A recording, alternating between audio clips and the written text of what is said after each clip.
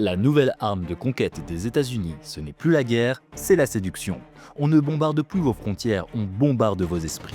Coca-Cola, Hollywood, American Way of Life, et vous dites merci en plus. Derrière le sourire du soft power américain, il y a une idéologie très précise, le mondialisme. Celui qui annonce tranquillement la fin des nations, de vos États et de votre souveraineté. De la charte de San Francisco à l'ONU, de la charte de la Havane au GATT, puis à l'OMC, de la libre circulation des capitaux aux délocalisations massives, tout a été pensé pour que vous consommiez américain et que vous vous taisiez. Pendant que Trump menace de saborder l'ONU, que la Chine profite du système pour devenir toute première puissance mondiale, l'Europe, elle, signe et applique. Alors, on va mettre à nu le vrai visage des USA. Comment une séduction douce s'est transformée en domination totale et surtout, pourquoi personne ne vous l'a expliqué comme ça. Restez avec nous, on commence. Une définition extrêmement simple, le mondialisme, c'est l'opposé de l'internationalisme. Voilà. Le mondialisme, c'est une idéologie qui postule la péremption des nations, des États-nations.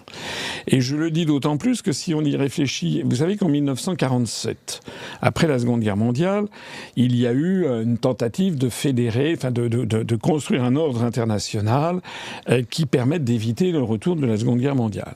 Hitler avait saboté la Société des Nations, les États-Unis voulaient créer quelque chose qui serait pérenne à l'ONU, avec la charte de San Francisco de 1945, là, le siège de l'ONU à New York, etc.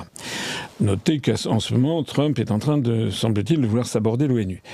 L'ONU, c'est l'organisation des Nations Unies.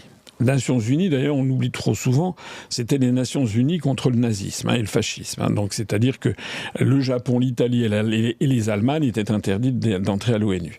Le Japon et l'Italie sont entrés en 1955, ont été admises, et les deux Allemagnes ont été admises uniquement en 1973 à l'ONU. Et puis dans les années qui ont suivi, il y avait donc la volonté de créer des organisations internationales, c'est vraiment important. Ce que je dis, c'est pas vous savez, les mots parfois sont très importants. D'ailleurs, c'est une question sur les mots que vous me posez. International, par exemple, en 1947, il est créé et signé à Cuba, mais c'est le Cuba de Batista, c'est pas encore le Cuba de Castro, bien sûr, donc qui est dans la mouvance américaine. Il est créé et signé la charte de la Havane en 1947, qui pose les fondements d'une organisation internationale du commerce. Et dans cette charte, qui avait été largement influencée par les soviétiques notamment, et puis le camp socialiste, il était précisé que le commerce, c'était pas nécessairement le libre-échange généralisé, qu'il était normal que les nations puissent s'opposer à des mesures de libre-échange, qu'il était normal, par exemple, que les nations, les gouvernements restaient maîtres de la maîtrise des médias sur leur propre territoire. Ils pouvaient refuser des prises de contrôle par des puissances étrangères de médias sur leur territoire, etc., etc. Donc, cette organisation internationale du commerce avait vocation à, certes, développer le commerce, mais en maintenant les idéaux de l'ONU. Je rappelle que dans la Charte des Nations Unies, c'est toujours le droit international positif actuel, il pose le principe de la non-ingérence dans les affaires intérieures des autres États et le fait que chaque État a le droit de suivre sa propre voie vers le développement. Et puis petit à petit, les choses ont évolué différemment parce que les États-Unis, ça n'a pas été à leur goût que cette OIC leur interdise ce qu'ils avaient bien à l'esprit et qu'ils avaient d'ailleurs déjà poussé en avant avec, par exemple, les accords Bloom-Burns de 1946, où ils ont imposé au gouvernement français, en échange du plan Marshall, de diffuser des quantités de films américains dans les salles de cinéma français. C'était le début de ce qu'on appelle le soft power, c'est-à-dire que les Américains, qui sont quand même, ils ont des think tanks, qui sont des gens très intelligents, qui ont beaucoup réfléchi, ils ont compris qu'il y avait une nouvelle forme de conquête qui allait apparaître à la fin du XXe siècle, qui était la conquête des âmes, la conquête des esprits, et utiliser une arme qui n'avait pas été utilisée auparavant, c'est la séduction. Séduction qui vient du latin sub ducere, ducere conduire, sub par-dessous. Donc la séduction, c'est on conduit quelqu'un sans qu'il s'en rende compte. Hein. C'est le rôle joué par l'American Way of Life, le Coca-Cola. Le lancement du Coca-Cola en France a fait l'objet d'une promotion extraordinaire. Et donc, ça véhicule l'American Way of Life, etc. Alors, les Américains ont bien compris que les Soviétiques voulaient empêcher ça avec cette OIC, cette charte de la Havane. Et donc, les Américains ont briser ce truc. L'OIC n'a jamais vu le jour. Les Américains se sont retirés de la charte de la Havane. Ils ont demandé à tous les pays occidentaux de faire comme eux. Et ils ont créé ce qu'on a appelé un accord transitoire, un accord général sur le commerce et les tarifs, qui s'appelait en anglais General Agreement on Tariffs and Trade, le GATT. Le GATT, qui était donc non pas un traité, mais qui était une série de cycles d'accords qui avait vocation à diminuer petit à petit, par des négociations, les droits de douane moyens. Alors ça a commencé, il y a eu le Dixon Round, ça veut dire le cycle de Dixon, c'est celui qui avait lancé ça. Il y a eu le Kennedy Round, c'était sous Kennedy. Il y a eu l'Uruguay Round qui a commencé en 1986. Donc à chaque fois, c'était des cycles de négociations entre les pays capitalistes, disons, des pays en dehors de la sphère socialiste, et qui allaient diminuer petit à petit les droits de douane sans qu'on s'oppose trop aux prises de pouvoir par des grands capitaux. En 1986, au moment du lancement d'ailleurs de l'Uruguay Round, il y a eu également, par l'intermédiaire de l'OCDE, sous la pression américaine, l'idée qu'il fallait totalement libéraliser les mouvements de capitaux. Et ça a été gravé en France et dans les pays de l'Europe, d'abord par l'acte unique de 1986, qui a été repris ensuite dans le traité de Maastricht.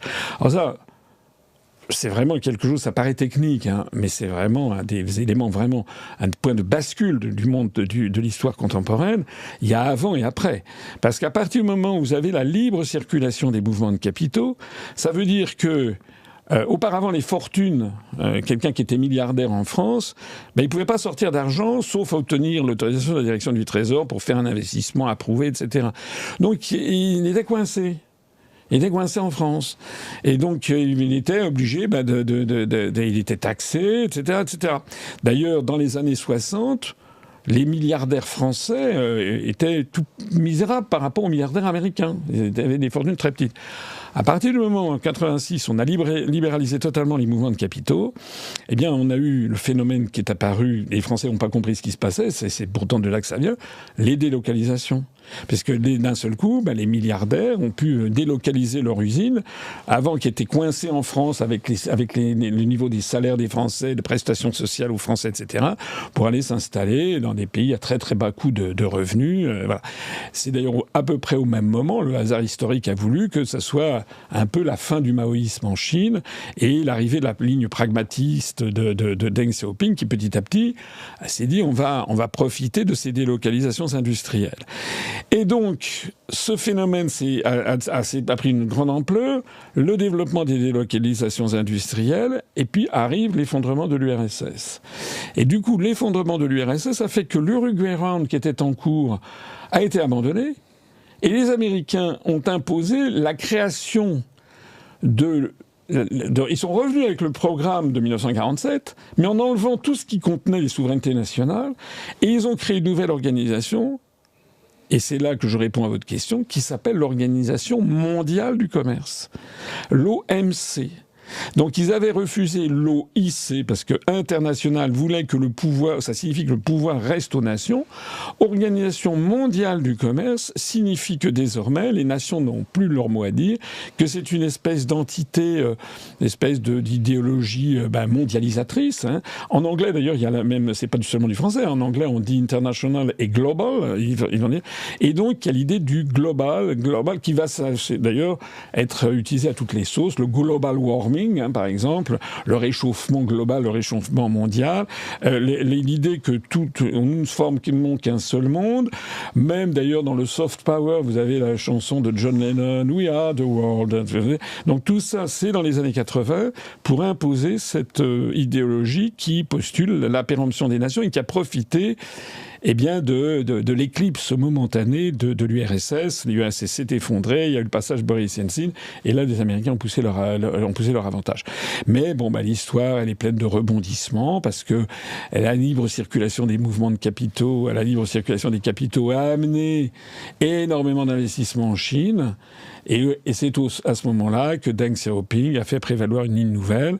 Et petit à petit, tout en se maintenant, en prétendant rester un pays communiste, c'est vrai que le pouvoir est toujours détenu par un parti dit communiste, mais en pratique, ils ont adopté les principes fondamentaux de l'économie de marché, avec des bourses des valeurs, etc. Et on a d'un seul coup vu la montée en puissance fulgurante de la Chine. De telle sorte qu'aujourd'hui, maintenant, la Chine est en passe de devenir la première puissance mondiale.